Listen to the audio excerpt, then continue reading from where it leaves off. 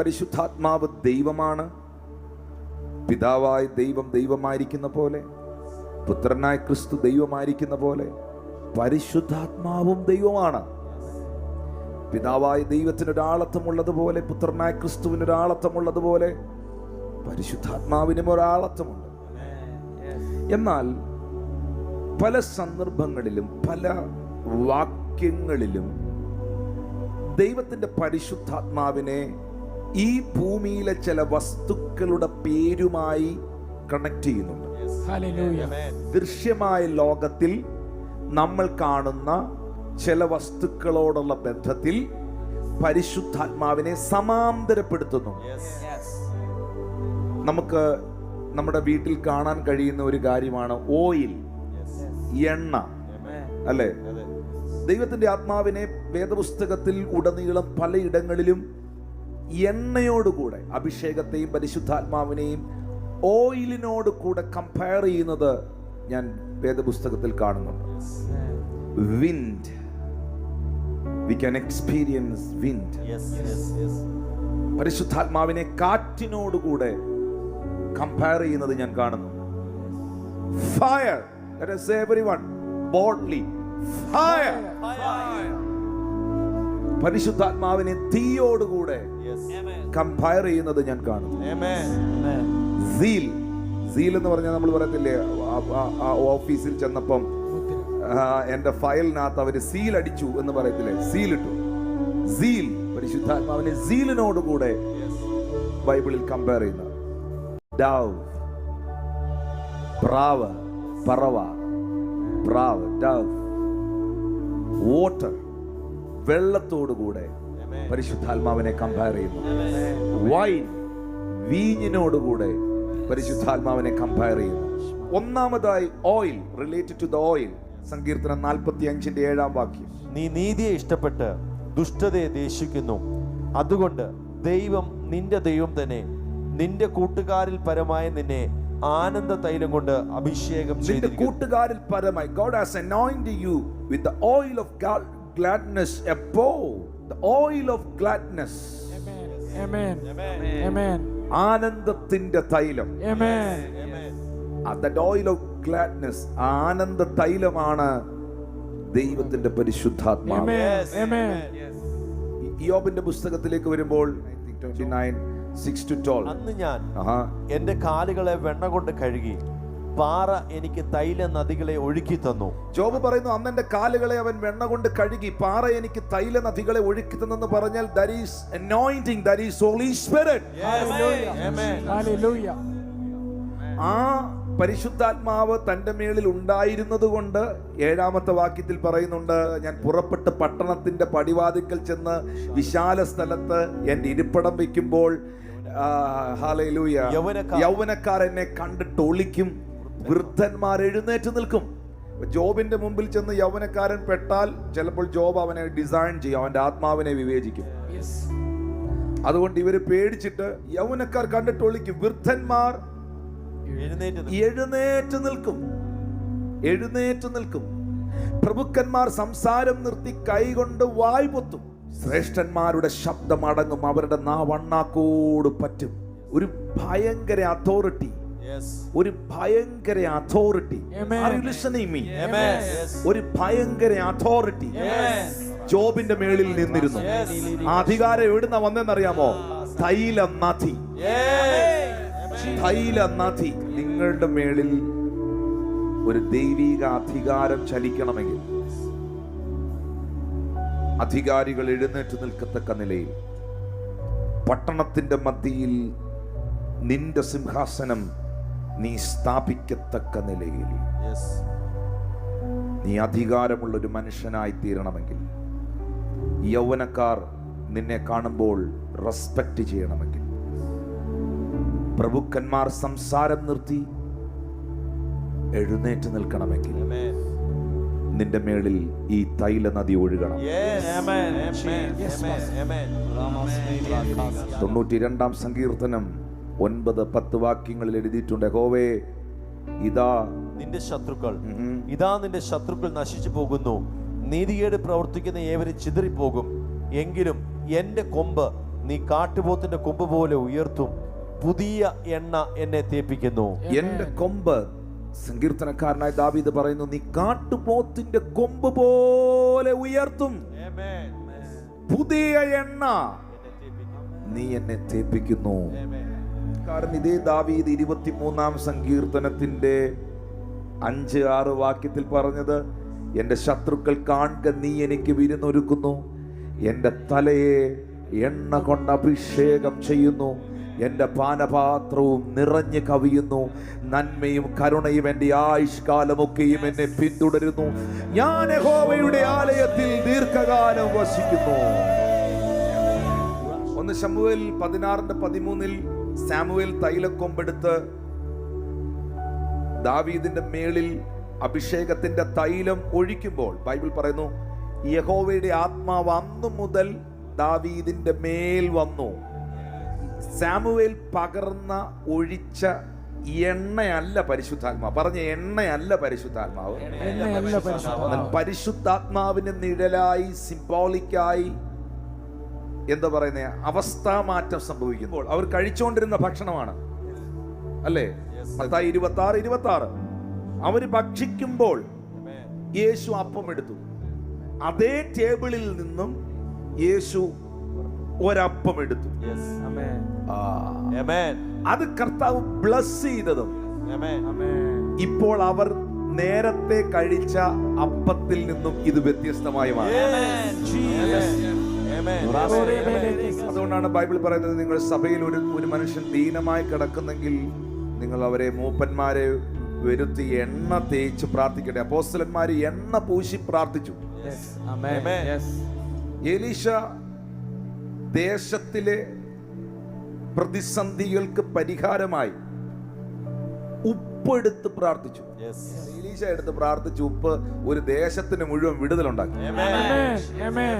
പൗലോസിന്റെ മേളിൽ ഒരു റൂമാൽ ഉണ്ടായിരുന്നു, ക്ലോത്ത്, ഒരു തുണി ഉണ്ടായിരുന്നു, ഒരു തലീത്ത് ഉണ്ടായിരുന്നു.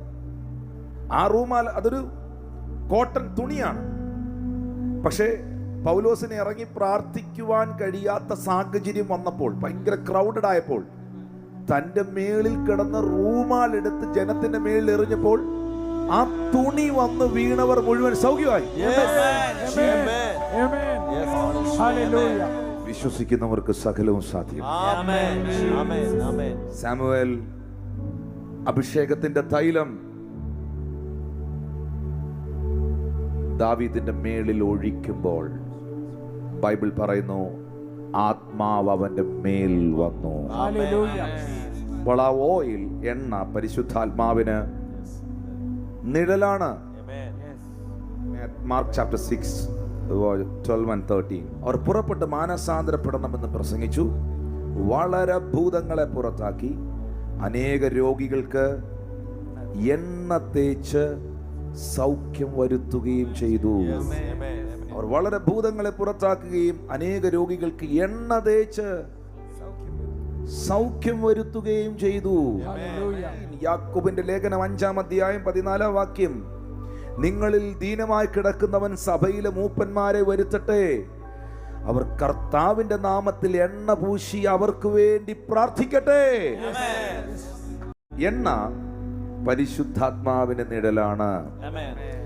മത്തായി സുവിശേഷം 25-1 വരെയുള്ള വാക്യങ്ങളാണ്. സ്വർഗരാജ്യം മണവാളനെ എതിരേൽക്കുവാൻ വിളക്കെടുത്തുകൊണ്ട് പുറപ്പെട്ട 10 കന്യകമാരോട് സദൃശ്യമാകും. അവരിൽ 5 പേർ ബുദ്ധിയില്ലാത്തവരും 5 പേർ ബുദ്ധിയുള്ളവരുമായിരുന്നു. ബുദ്ധിയില്ലാത്തവർ വിളക്ക് എടുത്തപ്പോൾ എണ്ണ എടുത്തില്ല, ബുദ്ധിയുള്ളവരോ വിളക്കോടുകൂടെ പാത്രത്തിൽ എണ്ണയും എടുത്തു. പിന്നെ മണവാളൻ താമസിക്കുമ്പോൾ എല്ലാവരും മയക്കം പിടിച്ചുറങ്ങി. അർദ്ധരാത്രിക്കോ മണവാളൻ വരുന്നു, അവനെ എതിരേൽക്കുവാൻ പുറപ്പെടുവീൻ എന്ന ആർപ്പുവിളി ഉണ്ടായി. അപ്പോൾ കന്യകമാർ എല്ലാവരും എഴുന്നേറ്റ് വിളക്ക് തെളിയിച്ചു. എന്നാൽ ബുദ്ധിയില്ലാത്തവർ ബുദ്ധിയുള്ളവരോട്, ഞങ്ങളുടെ വിളക്ക് കെട്ടുപോകുന്നത് കൊണ്ട് നിങ്ങളുടെ എണ്ണയിൽ കുറെ ഞങ്ങൾക്ക് തരുവീൻ എന്ന് പറഞ്ഞു. ബുദ്ധിയുള്ളവർ, ഞങ്ങൾക്കും നിങ്ങൾക്കും പോരാ എന്ന് വരാതിരിക്കുവാൻ നിങ്ങൾ വിൽക്കുന്നവരുടെ അടുക്കൽ പോയി വാങ്ങിക്കൊള്ളുവീൻ എന്ന് ഉത്തരം പറഞ്ഞു. അവർ വാങ്ങുവാൻ പോയപ്പോൾ മണവാളൻ വന്നു. ഒരുങ്ങിയിരുന്നവർ അവനോടുകൂടെ കല്യാണ സദ്യക്ക് ചെന്നു വാതിൽ അടയ്ക്കുകയും ചെയ്തു. അതിനുശേഷം മറ്റേ കന്യകമാരും വന്നു, കർത്താവേ കർത്താവേ ഞങ്ങൾക്ക് തുറക്കണമേ എന്ന് പറഞ്ഞു.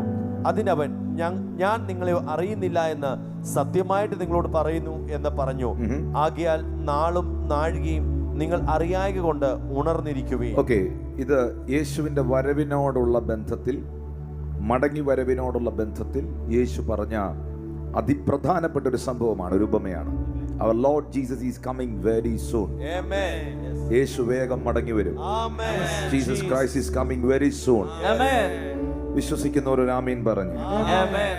യേശു പറയുന്നു ആ ഉപമയിൽ 10 കന്യകമാർ, ഈ 10 കന്യകമാർക്കും മണവാളനെ അറിയാം. Amen. ഈ 10 കന്യകമാരും മണവാളനെ വെയിറ്റ് ചെയ്യുകയാണ്. Yes. നിങ്ങൾക്കെല്ലാവർക്കും യേശുവിനെ അറിയാം. Amen.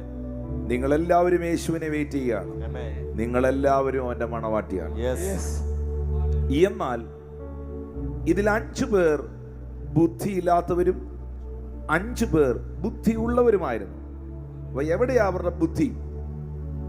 4-ാമത്തെ വാക്യത്തിൽ പറയുന്നു, ഈ ബുദ്ധിയുള്ളവർ വിളക്കെടുത്തപ്പോൾ അതിന്റെ കൂടെ എണ്ണയും എടുത്തു. ബുദ്ധിയില്ലാത്തവരോ വിളക്കെടുത്തു, പക്ഷേ എണ്ണ എടുത്തില്ല. Oil is related to the Holy Spirit. മണവാളനെ, മണവാളനാകുന്ന ക്രിസ്തുവിനെ കാത്തിരിക്കുന്ന മണവാട്ടിക്ക് പ്രധാനമായി വേണ്ടത് കത്തുന്ന വിളക്കും വിളക്കിലെണ്ണയുമാണ്. ഇതാ അർദ്ധരാത്രിയായി, മണവാളൻ വരാൻ വൈകി, എല്ലാവരും മയക്കം പിടിച്ചുറങ്ങി. രാത്രിക്കോ മണവാളൻ വന്നു, ആർപ്പ് വിളിയുണ്ടായി. ഹല്ലേലൂയ. അപ്പോൾ കന്യകമാരെല്ലാം എഴുന്നേറ്റ് വിളക്ക് തെളിയിച്ചു. വേദപുസ്തകത്തിൽ 8-ാം വാക്യത്തിൽ പറയുന്നു, എന്നാൽ ബുദ്ധിയില്ലാത്തവർ ബുദ്ധിയുള്ളവരോട്, ഞങ്ങളുടെ വിളക്ക് കെട്ടുപോകുന്നത് കൊണ്ട് നിങ്ങളുടെ എണ്ണയിൽ കുറെ ഞങ്ങൾക്ക് തരുവീൻ എന്ന് പറഞ്ഞു. ഈ എണ്ണയ്ക്കൊരു പ്രത്യേകതയുണ്ട്, ഇത് പകരുവാൻ കഴിയുന്ന എണ്ണയാണ്. Again I am telling impartation. എല്ലാരും പറഞ്ഞു, ഇത് പകരുവാൻ കഴിയുന്ന എണ്ണയാണ്. 9-ാമത്തെ വാക്യത്തിൽ രേഖപ്പെടുത്തിയിരിക്കുന്നു, ബുദ്ധിയുള്ളവർ ഞങ്ങൾക്കും നിങ്ങൾക്കും പോരായെന്ന് വരാതിരിപ്പാൻ വിൽക്കുന്നവരെ അടുക്കൽ പോയി വാങ്ങിക്കുവിൻ. എന്ന് വെച്ചാൽ ഇത് ചിലർ പ്രാർത്ഥിച്ചാൽ ലഭിക്കും. ഇത് അവൈലബിൾ ആണ്. Holy spirit is available. അത് അവൈലബിൾ ആയതുകൊണ്ടാണ് ഇവര് പറഞ്ഞത് പോയി വാങ്ങിക്കാൻ. Listen to me now. Now, Holy Spirit is available. He is available for everyone. Just believe and receive it, that power of the Holy Spirit. എന്നാൽ മണവാളൻ വന്നു കഴിഞ്ഞാൽ, മണവാട്ടി, 10-ാമത്തെ വാക്യം, മണവാട്ടി മണിയറയിൽ പ്രവേശിച്ചു കഴിഞ്ഞാൽ, വാതിൽ അടച്ചു കഴിഞ്ഞാൽ പിന്നെ ഈ എണ്ണ കിട്ടുകയില്ല. യേശുവിന്റെ വരവോടുകൂടെ ഈ എണ്ണയുടെ ഡിസ്ട്രിബ്യൂഷൻ ക്ലോസ് ചെയ്യും. പിന്നെ നിനക്ക് പരിശുദ്ധാത്മാവിനെ ലഭിക്കുകയില്ല. പരിശുദ്ധാത്മാവ് ഈ ഭൂമിയിൽ നിന്ന് എടുക്കപ്പെടും. എന്നാൽ മണവാളനോടൊപ്പം മണവാട്ടി മണിയറയിൽ പ്രവേശിക്കുന്നത് വരെ ഈ എണ്ണ നിനക്ക് അവൈലബിൾ ആണ്. Oil of Holy Spirit, the anointing is very precious. It's very important. നമ്മുടെ കർത്താവിന്റെ വരവിന് ശേഷം പരിശുദ്ധാത്മാവ് ഈ ഭൂമിയിൽ നിന്ന് എടുക്കപ്പെടും. പക്ഷേ വിളക്കിനോടുകൂടെ എണ്ണയും കരുതണം. ക്രിസ്തുവിനെ മരിച്ചവരുടെ ഇടയിൽ നിന്ന് ഉയർപ്പിച്ച ആത്മാവ് നിങ്ങളിൽ വസിക്കുന്നു എങ്കിൽ നിങ്ങളുടെ മർത്യ ശരീരവും ഉയർക്കുവാനിടയായി. പരിശുദ്ധാത്മാവില്ലാത്ത ഒരാൾക്ക് സ്വർഗത്തിൽ പോകാൻ പറ്റില്ല. കാരണം സ്വർഗത്തിൽ നിന്ന് ഈ ഭൂമിയിലേക്ക് വന്ന് നിന്റെ മേളിൽ വസിക്കുന്ന ഇതേ ആത്മാവാണ് നിന്നെ സ്വർഗത്തിൽ എത്തിക്കേണ്ടത്. That's why this oil is very important. ഈ നല്ല ശമരിയന്റെ കയ്യിൽ ഈ എണ്ണയുണ്ട്. നല്ല ശമരിയൻ ഈ എണ്ണ നിങ്ങളുടെ മേൽ പകരും. Hallelujah. The second thing is wind. പരിശുദ്ധാത്മാവിനെ കാറ്റിനോടുകൂടെ സമാന്തരപ്പെടുത്തുന്നു. കാറ്റ്. ഈ കാറ്റിന്റെ പ്രത്യേകത എന്താണെന്നറിയോ? കാറ്റിനെ നമുക്ക് അനുഭവിക്കാൻ കഴിയും, പക്ഷെ കാണാൻ പറ്റില്ല. കാറ്റ് കൊണ്ടുണ്ടാകുന്ന സംഭവങ്ങൾ നമുക്ക് കാണാൻ പറ്റും. പരിശുദ്ധാത്മാവിനെ പലപ്പോഴും നമുക്ക് കാണാൻ കഴിയുന്നില്ല, പക്ഷെ പരിശുദ്ധാത്മാവിനെ നമുക്ക് അനുഭവിക്കാൻ കഴിയുന്നു. പരിശുദ്ധാത്മാവ് ഒരു സഭയിൽ ഉണ്ടാക്കുന്ന ഉണർവ് നമുക്ക് കാണാൻ കഴിയുന്നു. പരിശുദ്ധാത്മാവ് ഒരു വ്യക്തിയിൽ ഉണ്ടാക്കുന്ന രൂപാന്തരത്തെ നമുക്ക് കാണാൻ കഴിയുന്നു. It's like a wind. Hallelujah. യോഹന്നാൻ 3:8 നിക്കോദീമോസിനോട് യേശു പറഞ്ഞത്, കാറ്റ് ഇഷ്ടമുള്ളിടത്ത് ഊതുന്നു, നീ അതിന്റെ ശബ്ദം കേൾക്കുന്നെങ്കിലും അതെവിടുന്ന് വരുന്നു എന്നും എവിടേക്ക് പോകുന്നെന്നും നീ അറിയുന്നില്ല. ആത്മാവിൽ ജനിച്ചവരെല്ലാം അതുപോലെ ആകുന്നു. Thank you, Holy Spirit. You can see different kinds of winds in the Bible. പറഞ്ഞേ, ദൈവം അടുപ്പിച്ച പല കാറ്റുകൾ. പുറപ്പാട് 14:21-22 നമുക്ക് കാണാം, മോശ കടലിന്റെ മേളിൽ കൈ നീട്ടി. യഹോവ അന്ന് രാത്രി മുഴുവനും മഹാശക്തിയുള്ള ഒരു കിഴക്കൻ കാറ്റുകൊണ്ട് കടലിനെ പിൻവാങ്ങിച്ചു. ദൈവം അടുപ്പിച്ച ആ കാറ്റാണ് ആ കടലിനെ 2 ചിറയാക്കി. അത് ഞാൻ കാണുന്നത് വാഗ്ദത്തത്തിലെത്തിക്കാൻ തന്റെ ജനത്തിനു വേണ്ടി വഴി തുറന്ന ഒരു കാറ്റാണ്. നിന്റെ വാഗ്ദത്തത്തിൽ, നിന്റെ ഡെസ്റ്റിനിയിൽ നിന്നെ എത്തിക്കുവാൻ, നിനക്ക് വേണ്ടി ദൈവം വഴി തുറക്കുവാൻ ചില കാറ്റുകളെ, പരിശുദ്ധാത്മാവിന്റെ കാറ്റുകളെ നിന്റെ ജീവിതത്തിൽ അടുപ്പിക്കട്ടെ. എസെക്കിയേൽ 37:9-10. അവിടെ പ്രവാചകനായ എസെക്കിയേലിനോട് ദൈവം ചോദിക്കുന്നു, പ്രവാചകനെ, ഈ അസ്ഥികൾ ജീവിക്കുമോ? ഇത് ഉണങ്ങിയ അസ്ഥികളാണ്. അപ്പോൾ അവൻ എന്നോട് കൽപ്പിച്ചത്, കാറ്റിനോട് പ്രവചിക്കാം. Prophesy unto the wind. യഹോവയായ കർത്താവ് ഇപ്രകാരം അരുളി ചെയ്യുന്നു, ശ്വാസമേ, നീ 4 കാറ്റുകളിൽ നിന്ന് വന്ന് ഈ നിഹിതന്മാർ ജീവിക്കേണ്ടതിന് അവരുടെ മേൽ ഊതുക. ആ കാറ്റ് അവരുടെ മേൽ അടിച്ചു, ആ ശ്വാസം അവരുടെ മേൽ വന്നു. അവർ ജീവിച്ചെഴുന്നേറ്റ് വലിയൊരു സൈന്യമായി മാറി. അതേത് കാറ്റാണ്? Wind of the Holy Spirit. Zoe life. ജീവൻ നൽകുന്ന കാറ്റ്. അവിടെ ഇവിടെയായി ചിതറിക്കിടന്ന അസ്ഥികളെല്ലാം ഒന്നിച്ചുകൂടി റിസ്റ്റോറേഷൻ ഉണ്ടായി. പരിശുദ്ധാത്മാവിന്റെ കാറ്റ് നിന്റെ കുടുംബ ജീവിതത്തിൽ അടിച്ചാൽ നിന്റെ കുടുംബ ജീവിതം പുനഃസ്ഥാപിക്കപ്പെടും. Zoe life ഉണ്ടാകും, ജീവൻ ഉണ്ടാകും. നീ പ്രവചിച്ചാൽ മാത്രമേ ഈ ജീവനില്ലാത്തതിൽ ജീവൻ വരൂ. The wind of restoration. 38:1-3 വരെ. ദൈവം നോഹയെയും അവനോടുകൂടെ പെട്ടകത്തിലുള്ള സകല ജീവികളെയും സകല മൃഗങ്ങളെയും ഓർത്തു. ദൈവം ഭൂമിയുടെ മേൽ ഒരു കാറ്റടിപ്പിച്ചു, വെള്ളം നിലച്ചു. ഒരു പുതിയ സീസൺ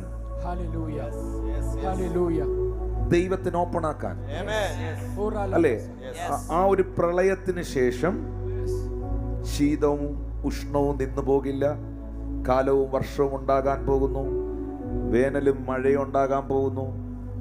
പകലും രാത്രിയും ഉണ്ടാകാൻ പോകുന്നു. ഈ നിലകളിൽ ഒരു പുതിയ സീസൺ ആ ഫ്ലഡിന് ശേഷം ഉണ്ടായി. ഇനി ഞാൻ ഭൂമിയെ പ്രളയം കൊണ്ട് നശിപ്പിക്കുകയില്ല. ശീതമുണ്ടാകും, ഉഷ്ണമുണ്ടാകും, വിതയുണ്ടാകും, കൊയ്ത്തുണ്ടാകും, അല്ലേ? നോഹയുടെ അതിനുശേഷമല്ലേ ദൈവം പറയുന്നത്? എന്നാൽ ആ പുതിയ സീസണിലേക്ക് നോഹയും കുടുംബവും അടുത്തൊരു ജനറേഷനും കയറാൻ, നിലവിലുള്ള ഫ്ലഡ് മാറാൻ, പെട്ടക മരാരത്തിൽ ഉറയ്ക്കാൻ, പുതിയൊരു കാലഘട്ടം ഉണ്ടാകാൻ ദൈവം ചെയ്തത്, ദൈവം ഭൂമിയുടെ മേൽ ഒരു കാറ്റടിപ്പിച്ചു.